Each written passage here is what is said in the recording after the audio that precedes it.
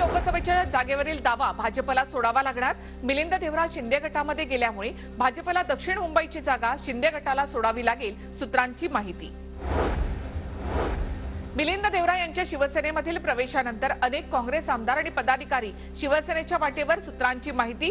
विधानसभा अध्यक्षांच्या निकालानंतर 6 ते 7 आमदार शिवसेनेमध्ये येण्यास तयार, गुप्त बैठका सुद्धा पार पडल्याची सूत्रांची माहिती। काँग्रेसचे 2 कार्याध्यक्ष आणि 2 माजी राज्यमंत्री भाजपमध्ये येणार। मिलिंद देवरा यांच्यानंतर काँग्रेस सोडणाऱ्यांची रांग लागणार, भाजप नेते आशिष देशमुख यांचा दावा। कालच्या महायुतीच्या महामेळाव्याने महाविकास आघाडीची हवा निघाली। राज्यामध्ये काँग्रेस छोडो यात्रा सुरू झाली आहे। मिलिंद देवरांनी नुकतीच काँग्रेसला सोडचिठ्ठी दिली। प्रसाद लाड यांचा काँग्रेसवर निशाणा। शिंदेच्या खासदारांचा भाजपच्या चिन्हावर लढण्याचं मत असून दुसऱ्या पक्षातील लोकांना आपल्याकडे खेचण्याचा भाजपचा प्रयत्न असल्याचं रोहित पवारांचं वक्तव्य। तर अजितदादा मित्रमंडळाचे काही नेते भाजपच्या संपर्कात असल्याचंही केलं विधान। कल्याण लोकसभा मतदारसंघातून श्रीकांत शिंदेच्या विरोधात सुषमा अंधारी यांना तिकीट द्या, ठाकरे गटाचे पदाधिकारी उद्धव ठाकरेंकडे मागणी करणार। माजी आमदार सुभाष भोईर आणि आदित्य ठाकरे यांचंही नाव चर्चेत।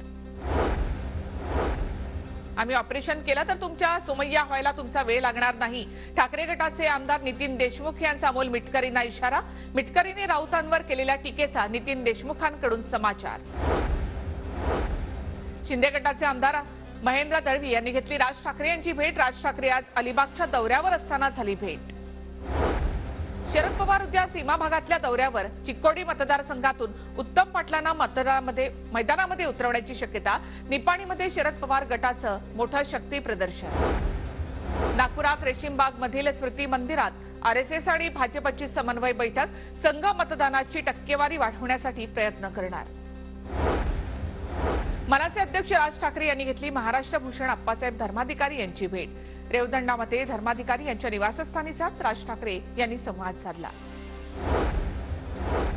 विकास कामांसाठी मंत्री संदीपान भुमरे 15% कमिशन घेतात, खुलताबादमधील सोसायटी चेअरमन फिरोज पठाण यांचा आरोप।